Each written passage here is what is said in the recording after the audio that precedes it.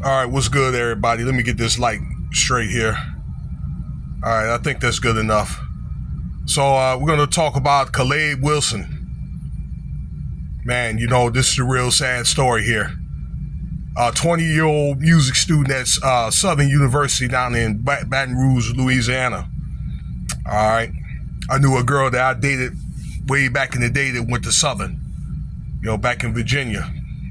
Yeah. Anyway, look, there's no disrespect to Southern University or this is just an isolated incident here, okay? But any frats, if you're listening to me, if you are in a frat and you did something like this or know somebody that's done something like this, and particularly if you ain't done anything, shame on you. This young man was, the report that the guys, I guess, the whatever chapter is down there had was he collapsed out there, out in the field, out there doing some type of initiation, okay?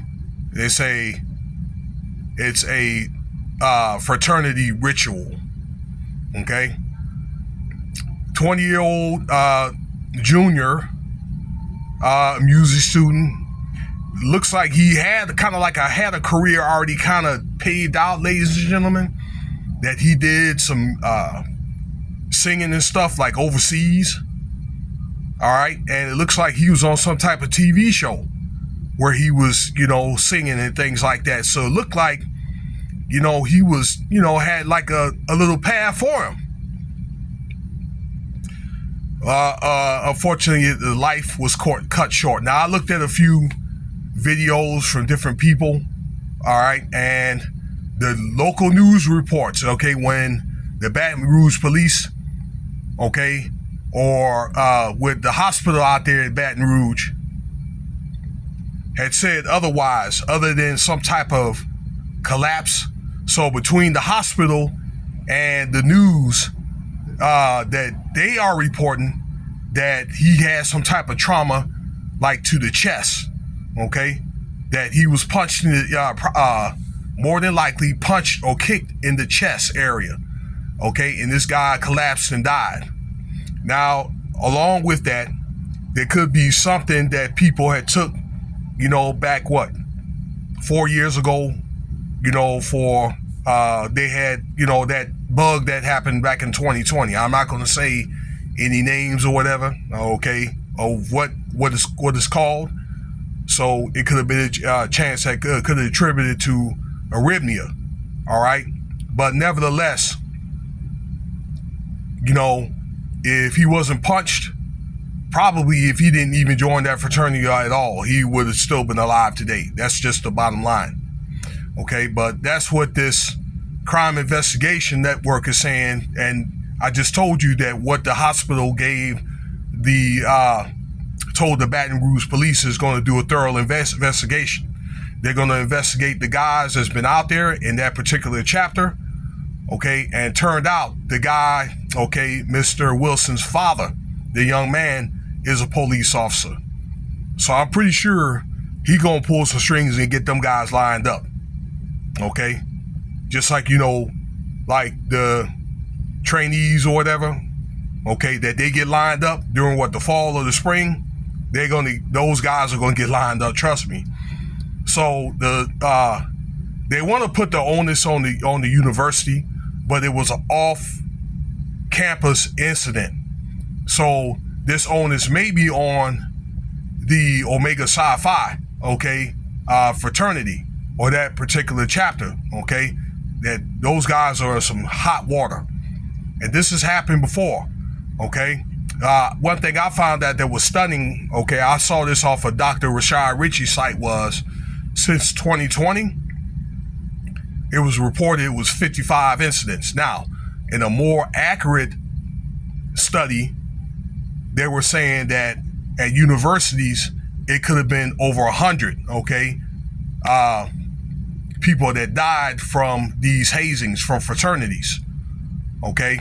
He also mentioned that 80% of people dying on these campuses, they come from fraternity hazings. Okay. They essays be happening. In fact, I've dated a lady, okay, a couple of ladies that's been essayed at these damn parties, okay? So, parents, you got kids that want to get in these fraternities, this is something that you want to think about, okay? Now, this at Southern, this hadn't happened in almost 30 years.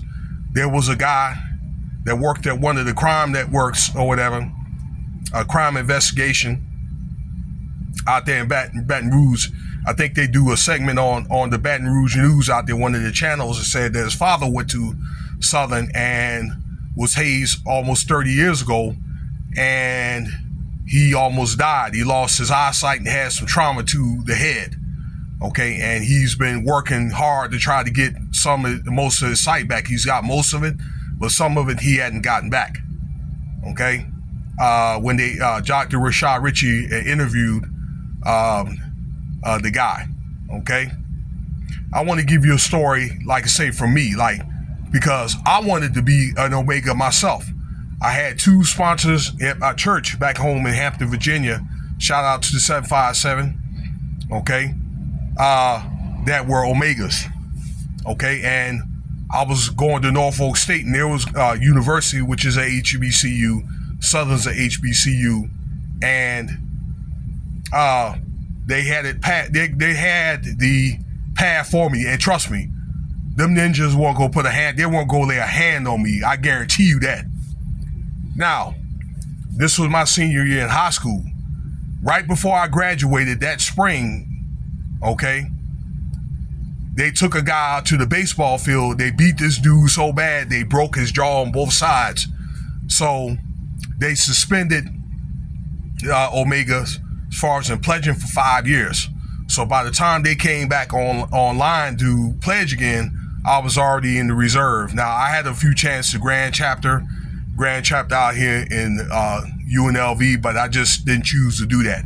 Okay, I had a few chances also to join the Masonic Lodge as well, but it just really wasn't no need to, okay? Because I have a lot of connections anyway. I just didn't really need to do that unless I really want to be a part of something. But these fraternities, they do a lot of rituals, particularly like in the fall and the spring, okay? I mean, that was a damn sacrifice, ladies and gentlemen. Definitely, okay? I don't know, it could have been some jealousy, being that he's already, had, his career paved out for him, okay? Although I think that there's benefits from being in a lot of these fraternities, in some cases it's really not worth it. After all what I just told you, do your research, okay? And these fraternities, they don't never learn from hazing, okay? Southern University, that they don't allow hazing. So what they did was they suspended all fraternities from pledging, until further notice, probably until this thing dies down.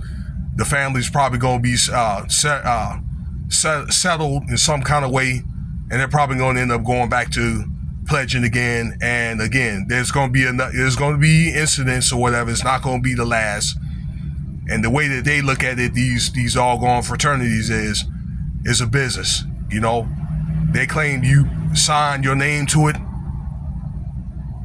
So, but you don't sign your name, okay, on the dotted line to get beaten to death.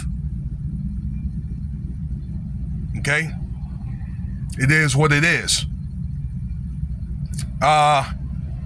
It's really a sad incident, y'all.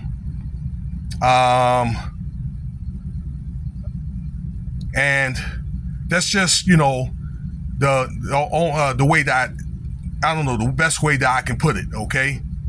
So, what is it going to take for it to stop, I mean, I think it's just really going to be this way till they turn the lights out on this planet.